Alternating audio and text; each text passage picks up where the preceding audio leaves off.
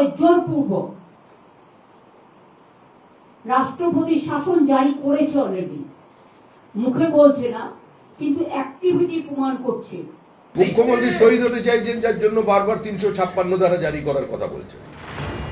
বিধানসভা ভোটের মুখে পশ্চিমবঙ্গের আইএএস আইপিএস অফিসারদের ভিন রাজ্যে পাঠানো নিয়ে নির্বাচন কমিশন ও রাজ্য সরকারের মধ্যে সংঘাতের তীব্রতা ক্রমেই বাড়ছে। ইতিমধ্যেই মুখ্য সচিব, স্বরাষ্ট্র সচিব, রাজ্য পুলিশের ডিজি আইন শৃঙ্খলা, একাধিক জেলাশাসক ও পুলিশ কর্তাদের সরিয়েছে নির্বাচন কমিশন। তাদের মধ্যে বেশ কয়েকজনকে ভিন রাজ্যের ভোটে পর্যবেক্ষক হিসেবেও পাঠানো হয়েছে, যার প্রতিবাদে বৃহস্পতিবার মুখ্য নির্বাচন কমিশনার জ্ঞানেশ কুমারকে চিঠিও পাঠিয়েছেন মমতা বন্দ্যোপাধ্যায়।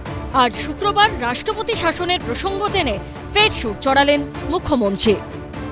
এবারে দেখছি মানুষ খাদ্য পাবে কোথার থেকে? রেশন বন্ধ হয়ে গেলে মানুষ যেন আমাকে দোষ না দেয়, কারণ আমি তো রেশনটা দিতে চাই।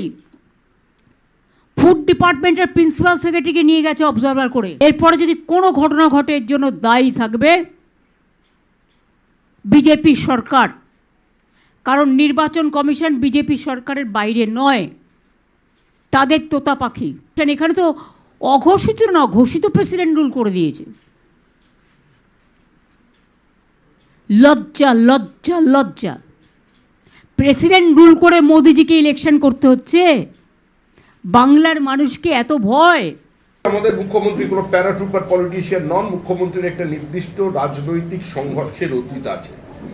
তিনি রাজনীতির মাটি চেনেন, মাটির গন্ধ জানেন। যেরকম একটা পরিস্থিতি তৈরি করে রাজ্যে ৩৫৬ ধারা জারি হয়ে যাক, তাতে তার একটা ফেস সেভিং হবে। মসৃণ ভাবে তিনি অন্য দরজা দিয়ে বেরিয়ে গিয়ে দিল্লিতে বলতে পারবেন যে আমার সরকারটাকে ফেলে দিয়েছে। এর মধ্যে নির্বাচন কমিশনের তরফে জানানো হয়েছে আরও ৫ জন আইএএস অফিসারকে তামিলনাড়ুতে পর্যবেক্ষক হিসেবে পাঠানো হচ্ছে। পি উলগানাথন, আয়শা রানী এ, অরবিন্দ কুমার মিনা, সিয়াদ এন, প্রীতি গোয়েল এবং সামা পারভিনকে, যাদের মধ্যে অনেককেই আগেই পদ থেকে সরিয়েছে কমিশন। এইভাবে রাজ্যের আইএএস আইপিএসদের বদলি করার বিরুদ্ধে হাইকোর্টে মামলা করলেন তৃণমূল সাংসদ ও আইনজীবী কল্যাণ বন্দ্যোপাধ্যায়। মামলার শুনানি হবে সোমবার। Today, one PIL has been filed against the Election Commission. The officers who have been transferred, in the transfer order, they have said that these persons will not be attached with any election. Correct? Now, if these officers are not attached with the election, then how these officers can be attached with the different states? These are contradictory statements are there. এই আবহেই বহু বিবেচনাধীন ভোটারের নজর রয়েছে supplementary লিস্টের দিকে। অবশেষে আগামী সোমবার প্রথম সাপ্লিমেন্টারি লিস্ট প্রকাশ হতে চলেছে। তারপর প্রতি শুক্রবার ধাপে ধাপে পরবর্তী সাপ্লিমেন্টারি লিস্ট প্রকাশ করা হবে। নির্বাচন কমিশন সূত্রে খবর, ৬০,৬৬,৬৭৫ জনের মধ্যে এখনো পর্যন্ত ২৭,২৩,০০০ জনের নিষ্পত্তি হয়েছে, অর্থাৎ এখনো প্রায় ৩৩ লক্ষ নামের নিষ্পত্তি হয়নি। তা ইলেকশন আসা পর্যন্ত প্রসেস কমপ্লিট হবে তো? এটা কি মানে জাস্টিস দেওয়ার নামে একটা ইলেকশন কমিশনের ইনজাস্টিস চলছে না? নরেন্দ্র মোদীর অফিস ফোন করে করে যাকে পারছে থ্রেট করছে।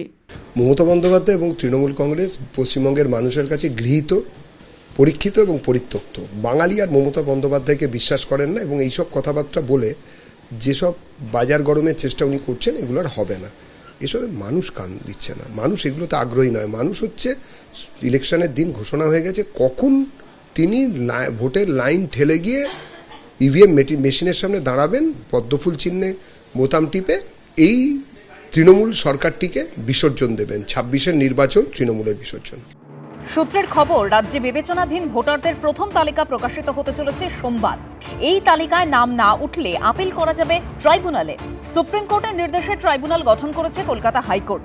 রাজ্যের ২৩টি জেলার জন্য ১৯ জন অবসরপ্রাপ্ত বিচারপতিকে নিয়ে ১৯টি ট্রাইব্যুনাল গঠন করা হলো। এর মধ্যে রয়েছেন কলকাতা হাইকোর্টের প্রাক্তন প্রধান বিচারপতি টি.এস. শিবজ্ঞানম, অবসরপ্রাপ্ত বিচারপতি বিশ্বজিৎ বসু, রঞ্জিত কুমার বাগ, সমাপ্তি চট্টোপাধ্যায়। এসবের মধ্যেই শনিবার নতুন ঠিকানায় সরতে চলেছে রাজ্যের মুখ্য নির্বাচনী আধিকারিকের দপ্তর। স্ট্যান্ড রোডে শিপিং কর্পোরেশনের বিল্ডিংয়ে স্থানান্তরিত হচ্ছে সিইও দপ্তর। রুমা পাল, সৌভিক মজুমদার ও সুমন ঘড়াইয়ের রিপোর্ট, এবিপি আনন্দ। এবিপি আনন্দ, এগিয়ে থাকে, এগিয়ে রাখে।